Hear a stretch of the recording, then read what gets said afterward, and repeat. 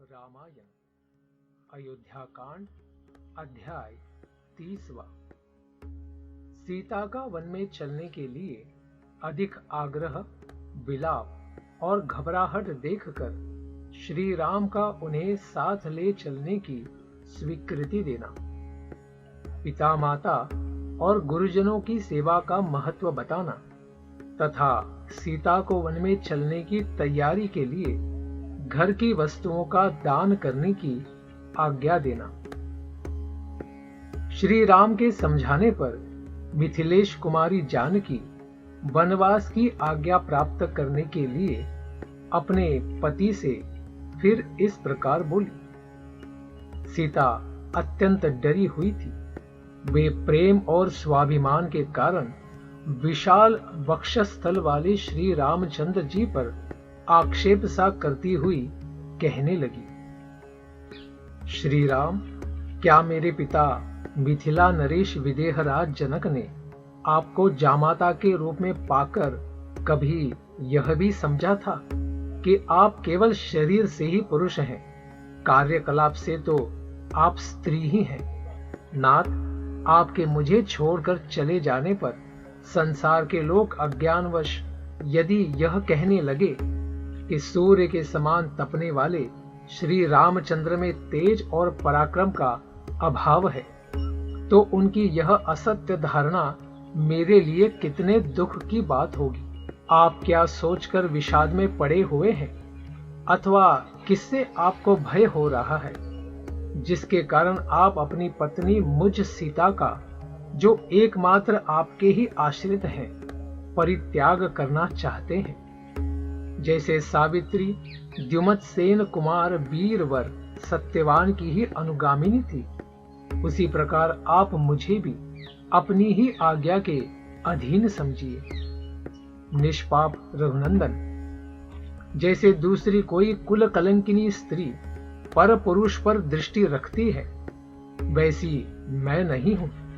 मैं तो आपके सिवा किसी दूसरे पुरुष को मन से भी नहीं देख सकती, इसलिए आपके साथ ही चलूंगी। श्री राम, जिसका कुमार अवस्था में ही आपके साथ विवाह हुआ है और जो चिरकाल तक आपके साथ रह चुकी है, उसी मुझ अपनी सती साध्वी पत्नी को आप औरत की कमाई खाने वाले नट की भांति दूसरों के हाथ में सौंपना चाहते हैं। निष्पाप रघुनंदन, आप मुझे जिसके अनुकूल चलने की शिक्षा दे रहे हैं और जिसके लिए आपका राज्याभिषेक रोक दिया गया है, उस भरत के सदा ही वशवर्ती और आज्ञा पालक बनकर आप ही रहिए, मैं नहीं रहूंगी। इसलिए आपका मुझे अपने साथ लिए बिना वन की ओर प्रस्थान करना सर्वथा उचित नहीं है। यदि तपस्या करनी हो, वन में रहना हो अथवा स्वर्ग में जाना हो, तो सभी जगह में आपके साथ रहना चाहती हूँ। जैसे बगीचे में घूमने और पलंग पर सोने में कोई कष्ट नहीं होता, उसी प्रकार आपके पीछे पीछे वन के मार्ग पर चलने में भी मुझे कोई परिश्रम नहीं जान पड़ता। रास्ते में जो कुश, काश, सरकंडे, सिंक और कांटेदार वृक्ष मिलेंगे, उनका स्पर्श मुझे आपके साथ रहने से रुई और मृग चर्म के समान ही सुखद प्रतीत होगा।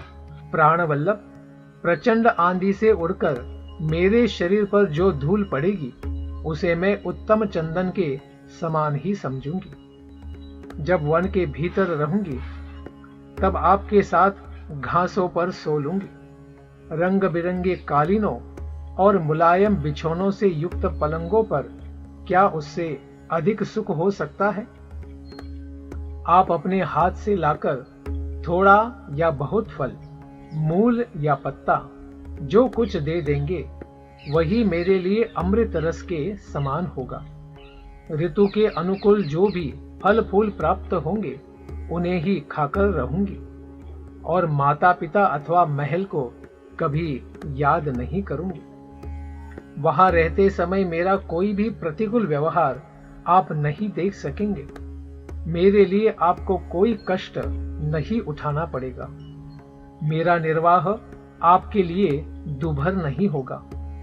आपके साथ जहां भी रहना पड़े वही मेरे लिए स्वर्ग है, और आपके बिना जो कोई भी स्थान हो वह मेरे लिए नरक के समान ही है। श्री राम, मेरे इस निश्चय को जानकर आप मेरे साथ अत्यंत प्रसन्नता पूर्वक वन को चले। मुझे वनवास के कष्ट से कोई घबराहट नहीं है। यदि इस दशा में भी आप अपने साथ मुझे वन में नहीं ले चलेंगे तो मैं आज ही विष पी लूंगी, परंतु शत्रुओं के अधीन होकर नहीं रहूंगी। नाथ, यदि आप मुझे त्याग कर वन को चले जाएंगे तो पीछे भी इस भारी दुख के कारण मेरा जीवित रहना संभव ही नहीं है। ऐसी दशा में मैं इसी समय आपके जाते ही अपना प्राण त्याग देना ही अच्छा समझती हूँ। आपके विरह का यह शोक मैं 2 घड़ी भी नहीं सह सकूंगी। फिर मुझ दुखिया से यह 14 वर्षों तक कैसे सहा जाएगा। इस प्रकार बहुत देर तक करुणाजनक विलाप करके शोक से संतप्त हुई सीता शिथिल हो अपने पति को जोर से पकड़कर उनका गाढ़ आलिंगन करके फूट फूट कर रोने लगी। जैसे कोई हथिनी विष में बुझे हुए बहुसंख्यक बाणों द्वारा घायल कर दी गई हो, उसी प्रकार सीता श्री रामचंद्र जी के पूर्वोक्त अनेकानेक वचनों द्वारा मर्माहत हो उठी थी। अतः जैसे अरणी आग प्रकट करती है, उसी प्रकार वे बहुत देर से रोके हुए आंसुओं को बरसाने लगी। उनके दोनों नेत्रों से स्फटिक के समान निर्मल संताप जनित अश्रुजल झर रहा था, मानो 2 कमलों से जल की धारा गिर रही हो। बड़े बड़े नेत्रों से सुशोभित और पूर्णिमा के निर्मल चंद्रमा के समान कांतिमान उनका वह मनोहर मुख संताप जनित ताप के कारण पानी से बाहर निकाले हुए कमल के समान सूख सा गया था। सीता जी दुख के मारे अचेत सी हो रही थी। श्री रामचंद्र जी ने उन्हें दोनों हाथों से संभालकर हृदय से लगा लिया और उस समय उन्हें सांत्वना देते हुए कहा, देवी, तुम्हें दुख देकर मुझे स्वर्ग का सुख मिलता हो तो मैं उसे भी लेना नहीं चाहूंगा। स्वयंभू ब्रह्मा जी की भांति मुझे किसी से किंचित भी भय नहीं है। शुभानने, यद्यपि वन में तुम्हारी रक्षा करने के लिए मैं सर्वथा समर्थ हूं, तो भी तुम्हारे हार्दिक अभिप्राय को पूर्ण रूप से जाने बिना तुमको वनवासिनी बनाना मैं उचित नहीं समझता था। मिथिलेश कुमारी, जब तुम मेरे साथ वन में रहने के लिए ही उत्पन्न हुई हो तो मैं तुम्हें छोड़ नहीं सकता। ठीक उसी तरह जैसे आत्मज्ञानी पुरुष अपने स्वाभाविक प्रसन्नता का कभी त्याग नहीं करते। देवी, पूर्व काल के सत्पुरुषों ने अपनी पत्नी के साथ रहकर जिस धर्म का आचरण किया था, उसी का मैं भी तुम्हारे साथ रहकर अनुसरण करूंगा। तथा जैसे सुवर्चला अपने पति सूर्य का अनुगमन करती है, उसी प्रकार तुम भी मेरा अनुसरण करो। जनक नंदिनी, यह तो किसी प्रकार संभव ही नहीं है कि मैं वन को न जाऊं, क्योंकि पिताजी का वह सत्ययुक्त वचन ही मुझे वन की ओर ले जा रहा है। सुश्रोणी, पिता और माता की आज्ञा के अधीन रहना ही पुत्र का धर्म है। इसलिए मैं उनकी आज्ञा का उल्लंघन करके जीवित नहीं रह सकता। जो अपनी सेवा के अधीन है, उन प्रत्यक्ष देवता, माता, पिता एवं गुरु का उल्लंघन करके जो सेवा के अधीन नहीं है, उस अप्रत्यक्ष देवता दैव की विभिन्न प्रकार से किस तरह आराधना की जा सकती है। सुंदर नेत्र प्रांत वाली सीते, जिनकी आराधना करने पर धर्म, अर्थ और काम तीनों प्राप्त होते हैं तथा तीनों लोकों की आराधना संपन्न हो जाती है, उन माता, पिता और गुरु के समान दूसरा कोई पवित्र देवता इस भूतल पर नहीं है। इसीलिए भूतल के निवासी इन तीनों देवताओं की आराधना करते हैं। सीते, पिता की सेवा करना कल्याण की प्राप्ति का जैसा प्रबल साधन माना गया है, वैसा न तो सत्य है, न दान है, न मान है और न पर्याप्त दक्षिणा वाले यज्ञ भी है। गुरुजनों की सेवा का अनुसरण करने से स्वर्ग, धन धान्य, विद्या, पुत्र और सुख कुछ भी दुर्लभ नहीं है। माता पिता की सेवा में लगे रहने वाले महात्मा पुरुष देवलोक, गंधर्वलोक, ब्रह्मलोक, गोलोक तथा अन्य लोकों को भी प्राप्त कर लेते हैं। इसीलिए सत्य और धर्म के मार्ग पर स्थित रहने वाले पूज्य पिताजी मुझे जैसी आज्ञा दे रहे हैं, मैं वैसा ही बर्ताव करना चाहता हूं, क्योंकि वही सनातन धर्म है। सीते, मैं आपके साथ वन में निवास करूंगी, ऐसा कहकर तुमने मेरे साथ चलने का दृढ़ निश्चय कर ही लिया है।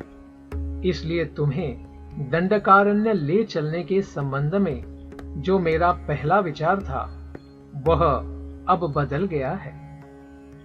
मद भरे नेत्रों वाली सुंदरी, अब मैं तुम्हें वन में चलने के लिए आज्ञा देता हूं।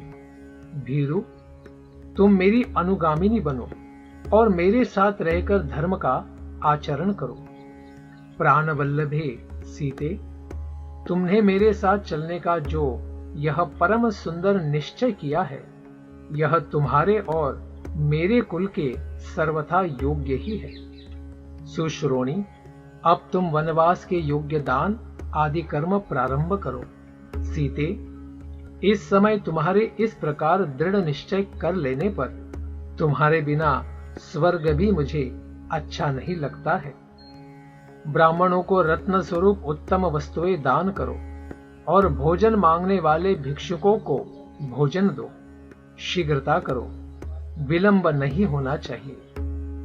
तुम्हारे पास जितने बहुमूल्य आभूषण हो, जो अच्छे अच्छे वस्त्र हो, जो कोई भी रमणीय पदार्थ हो तथा मनोरंजन की जो सुंदर सामग्रियां हो, मेरे और तुम्हारे उपयोग में आने वाली जो उत्तमोत्तम शैयाएं, सवारियां तथा अन्य वस्तुएं हों, उनमें से ब्राह्मणों को दान करने के पश्चात जो बचे, उन सबको अपने सेवकों को बांट दो। स्वामी ने वन में मेरा जाना स्वीकार कर लिया। मेरा वनगमन उनके मन के अनुकूल हो रहा है। यह जानकर देवी सीता बड़ी प्रसन्न हुई और शीघ्रता पूर्वक सब वस्तुओं का दान करने में जुट गई। तदनंतर अपना मनोरथ पूर्ण हो जाने से अत्यंत हर्ष में भरी हुई यशस्विनी एवं मनस्विनी सीता देवी स्वामी के आदेश पर विचार करके धर्मात्मा ब्राह्मणों को धन और रत्नों का दान करने के लिए उद्यत हो गई। इस प्रकार श्री वाल्मीकि जी निर्मित आर्ष रामायण आदि काव्य के अयोध्या कांड में 30वां सर्ग पूरा हुआ। हरे कृष्ण।